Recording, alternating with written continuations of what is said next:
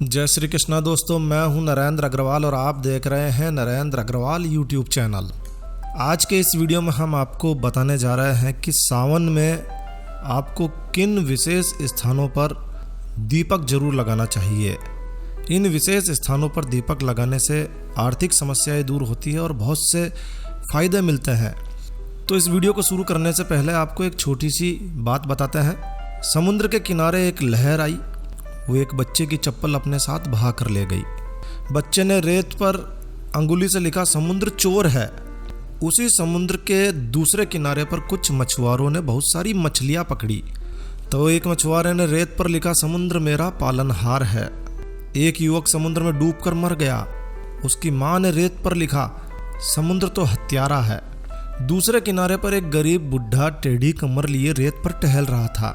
उसे एक बड़ी सारी सीप मिली और उस सीप में उसे मिला अनमोल मोतियों का खजाना। उसने रेत पर लिखा समुद्र तो दानी है। अचानक एक बड़ी लहर आई और सारे लिखे को मिटाकर चली गई। लोग समुद्र के बारे में जो भी कहें, लेकिन विशाल समुद्र अपनी लहरों में मस्त रहता है। अपना उफान और शांति वह अपने हिसाब से ही तय करता है। अगर विशाल समुद्र बनना है तो किसी के निर्णय पर ध्यान ना दें। जो करना है अपने हिसाब से करें। जो गुजर गया उसकी चिंता ना रहे। हार जीत, खोना पाना, सुख दुख, इन सब के चलते मन विचलित ना करें। अगर जिंदगी सुख शांति से ही भरी होती तो आदमी जन्म लेते समय रोता नहीं। जन्म के समय रोना और मरकर रुलाना, इसी के बीच के संघर्ष भरे समय को जिंदगी कहते हैं। चलिए अब मुद्दे की बात पर आते हैं। शिव पुराण में बताया गया है कि रात के समय शिवलिंग के पास दीपक जलाने से भोलेनाथ शिव की कृपा जल्दी ही प्राप्त होती है। नियमित रूप से शिवलिंग का पूजन करने वाले व्यक्ति के जीवन में दुखों का सामना करने की शक्ति प्राप्त होती है। पुराने समय से, प्राचीन समय से ही ऐसी कई परंपराएं, ऐसी कई मान्यताएं प्रचलित है, जिसका पालन करने पर व्यक्ति को सभी प्रकार के सुखों की प्राप्ति होती है। शुभ फलों की प्राप्ति के लिए ही यह परंपरा प्रचलित है कि प्रतिदिन रात्रि के समय शिवलिंग के समक्ष दीपक जरूर लगाना चाहिए। दीपक लगाने के पीछे एक बड़ी ही प्राचीन कहानी भी है, कथा भी है। चलिए पहले उस कथा को सुनते हैं। तो रात के समय दीपक क्यों लगाना चाहिए, इसके बारे में जो कथा है वो आपको बताते हैं। इस कथा के अनुसार प्राचीन काल में गुणनिधि नाम का एक व्यक्ति, बेहद गरीब व्यक्ति था, रहा करता था, किसी नगर में रहा करता था। भोजन की तलाश में, भोजन की खोज में वो लगा रहता था। एक दिन भोजन के खोज में लगा हुआ था। भोजन की खोज में रात हो गई। भटकते भटकते वो एक शिव मंदिर में पहुंच गया। अब गुणनिधि ने सोचा कि उसे रात्रि विश्राम इसी मंदिर में कर लेना चाहिए। रात का समय था, बहुत अत्यधिक अंधेरा हो गया। इस अंधकार को दूर करने के लिए उसने शिव मंदिर में अपनी कमीज जलाई। रात्रि के समय भगवान शिव के समक्ष प्रकाश करने के फलस्वरूप से उस व्यक्ति को अगले जन्म में देवताओं के कोषाध्यक्ष कुबेर देव का पद प्राप्त हुआ। इस कथा के अनुसार ही शाम के समय शिव मंदिर में दीपक लगाने वाले व्यक्ति को अपार धन संपत्ति एवं ऐश्वर्य की प्राप्ति होती है।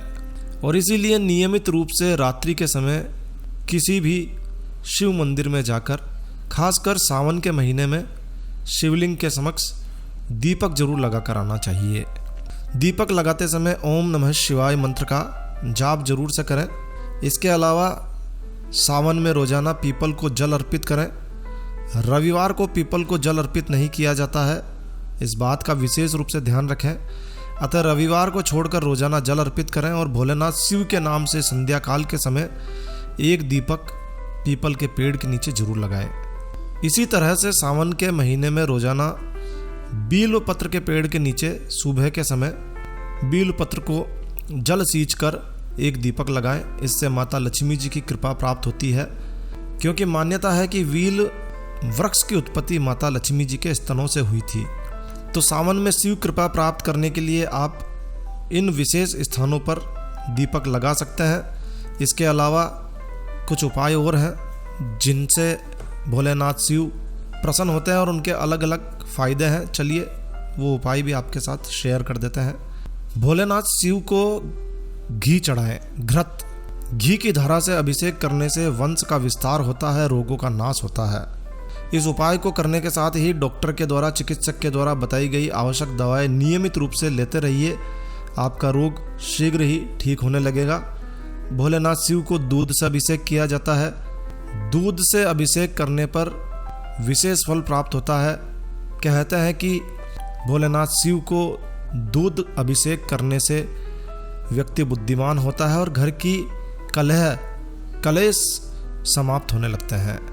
कुंडली में दोषों को दूर करने के लिए भोलेनाथ शिव को कुछ विशेष चीज़ें अर्पित की जाती है। सूर्य से संबंधित दोष हैं तो शिवलिंग पर लाल और पीले रंग के फूल अर्पित करने चाहिए। चंद्रमा से संबंधित दोष हैं तो शिवलिंग पर दूध चढ़ाना चाहिए। मंगल दोषों को दूर करने के लिए शिवलिंग पर लाल पुष्प अर्पित करने चाहिए। बुद्ध संबंधी दोषों से मुक्ति के लिए भोलेनाथ शिव को बील पत्र अर्पित करना चाहिए।